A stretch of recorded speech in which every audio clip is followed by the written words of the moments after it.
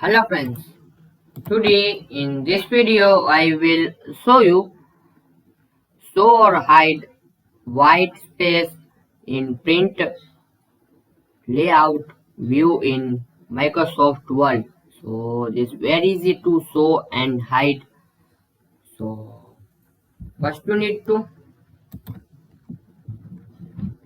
open Microsoft Word and click on this file icon, this file option, just click on it and this last option click on it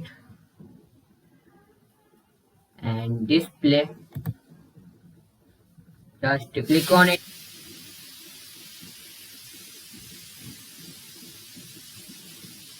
So you see this option, page display option. So this first option is show white space between panes in print layout view. So uncheck this box and click on OK.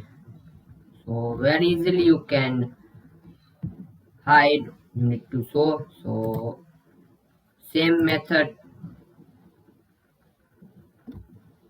display and check this box and click on OK. So this is showing, you see this.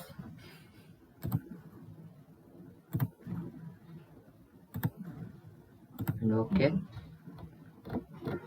so very easily you can hide or show or hide white space in printer layout view in Microsoft Word. So thanks for watching this video.